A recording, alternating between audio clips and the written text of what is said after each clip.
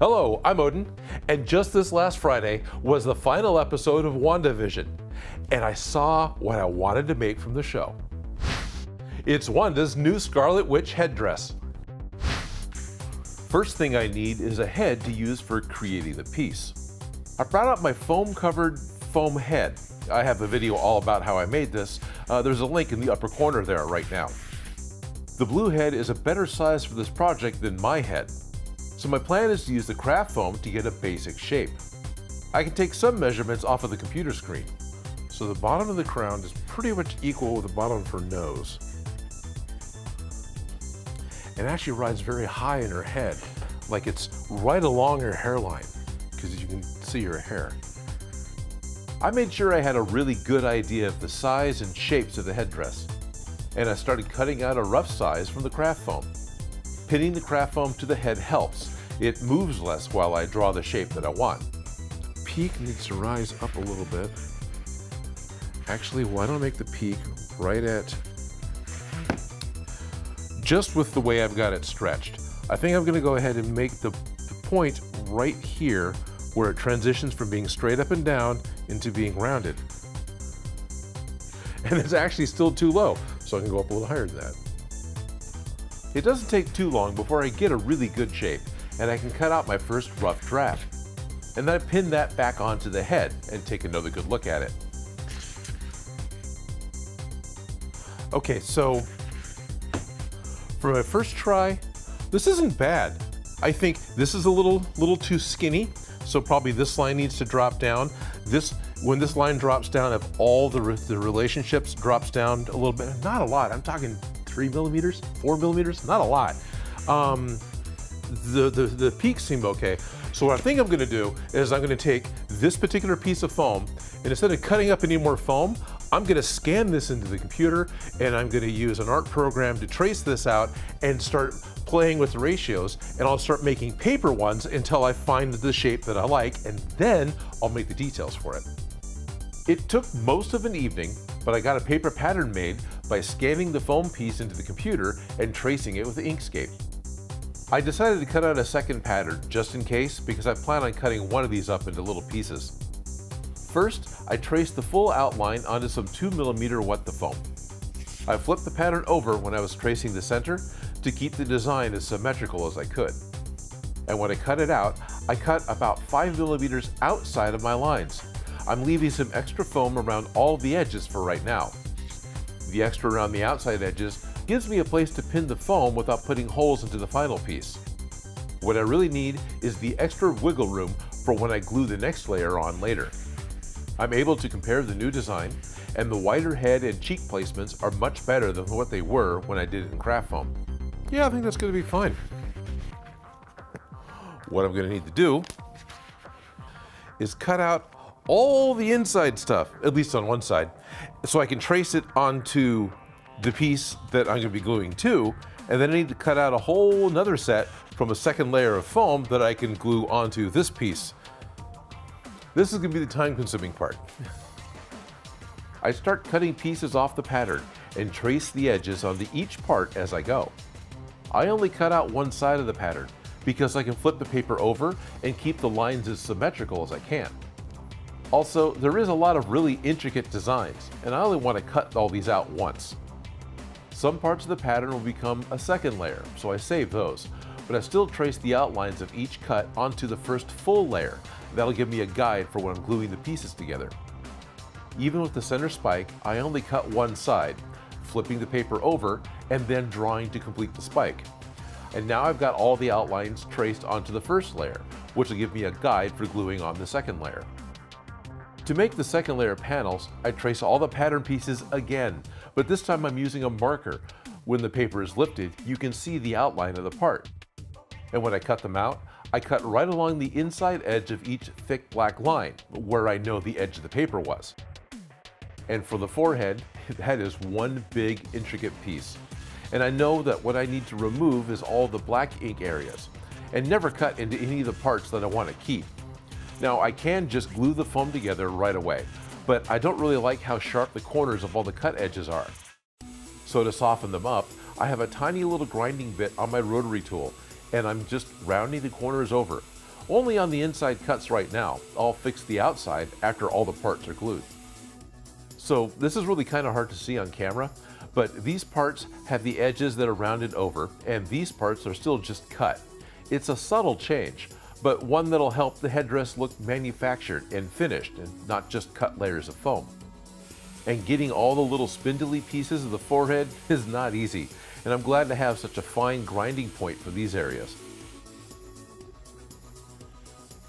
It's one of those weird little subtle things that I think is really going to pay off, but if you're not careful doing it, it'd be real easy to put a gouge into a piece and have to cut a new one. So, is it worth it? You know, it probably is. I suspect it's not going to look like cut foam, and I'm really excited about that. There is one more panel line in the forehead, which I first draw in with a pencil, and then I cut about halfway through the foam. Not all the way, just a line on the top.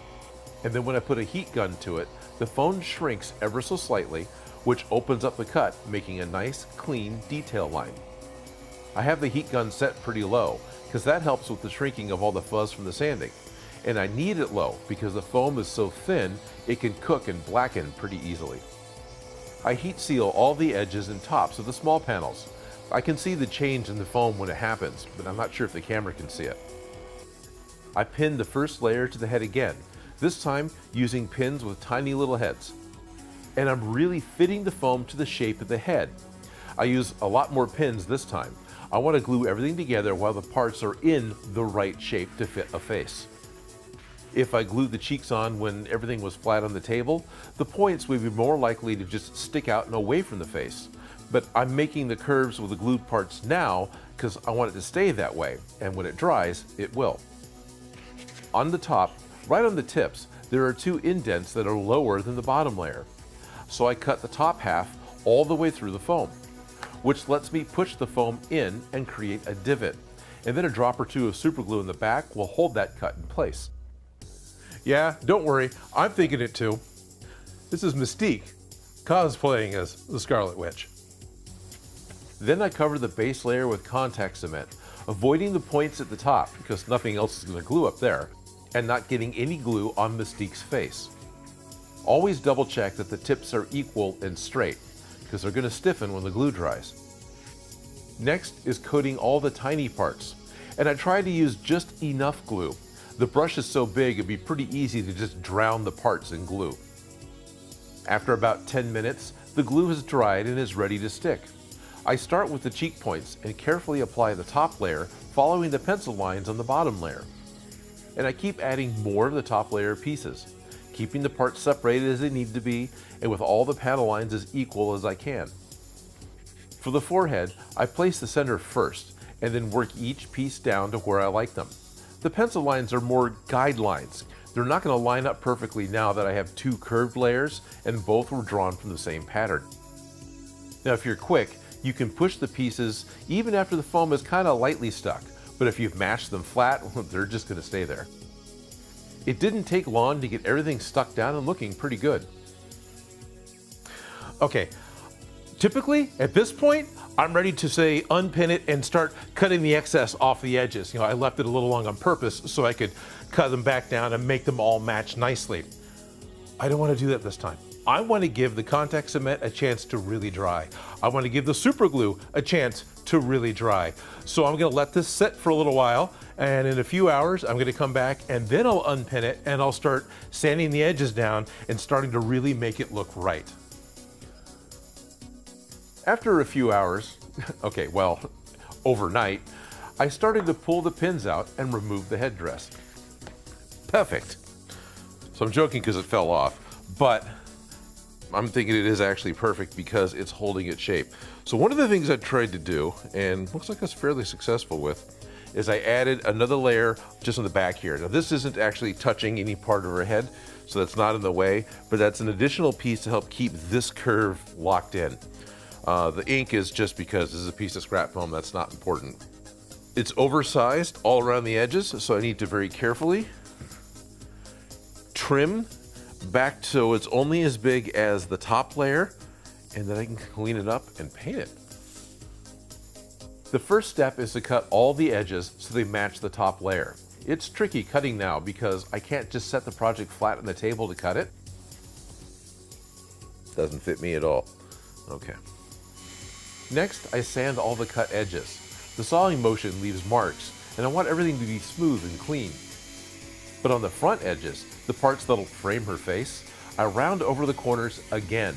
Now I don't mind the back edges being 90 degrees, but I want the front smooth and finished looking. Sanding the tips of these points is kind of tricky because I'm working with the rotation of the sanding drum, so it rolls over the tips. It's easy to bend up a fine point like this by not paying attention to which way the sanding drum is rotating. I do clean up the edges and the sides, making all the edges clean and free of knife marks. And then I go back with my tiniest of grinding bits and make as many of the corners rounded as I can. It didn't make all that much dust, but cleaning it all off before painting is important. With my heat gun on a low setting again, I heat seal all the sanded edges and any other exposed foam. And I'm super happy it's holding its shape. I'll need a way to hold it for painting the Plastidip, so I stick a T-pin into that third layer in the back, and then I clip a painting stick to the pin to hold it for me. That's about as much as this can handle. It's got a pretty good amount of weight on it, but that should work. That'll let me paint it. So what I want to do is cover this with black Plastidip. Since it's kind of a dark red anyway, I'm not worried about using black as a base color. If it was going to be a brighter red, I would use white or even red Plastidip, but I don't have red, I don't think. I'll check. So I'm going to use black. Yeah, I didn't have any red, so I sprayed 2 coats of black Plastidip over the whole thing. And painting is really pretty easy. First, I cover the entire project in a dark red or even kind of a maroon color and let it dry. Then I carefully paint just the surface of the second layer with more of a, well, scarlet color. Now I'm being really careful not to get any of this color between any of the panels. When the paint is dry, I can seal the colors with a matte Mod Podge sealer and then super glue some elastic straps to the back of the mask or to the back of the headdress.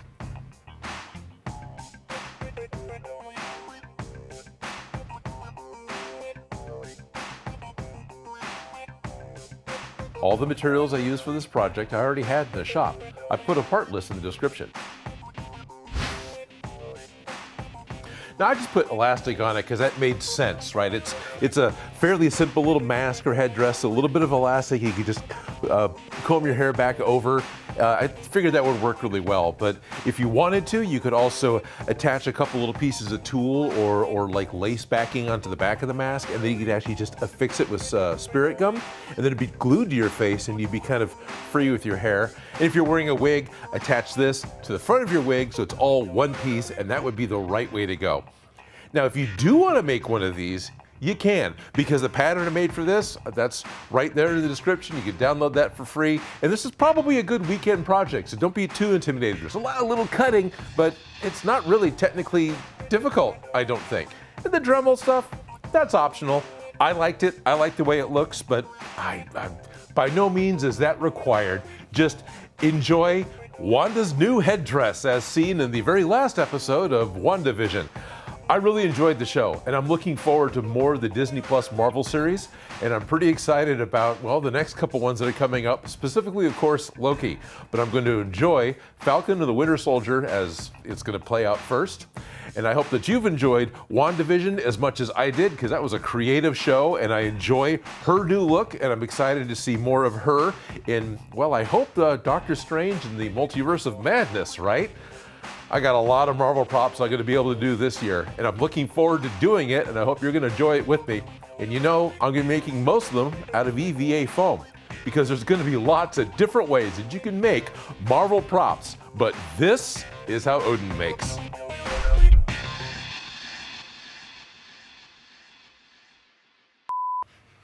What's that character's name? What's the cartoon character's name? Johnny Bravo. It's Johnny Bravo. That's what I'm thinking of. It's funny, with all the chemical smells that could be going on, with all the contact cement that I've used, what do I smell? Super glue.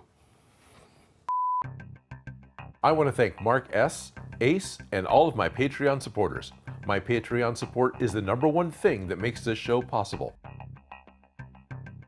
If you like the video, don't forget to subscribe. Have an idea for something for me to make? Please leave a comment below. And if you make any of these projects, you can send me a picture.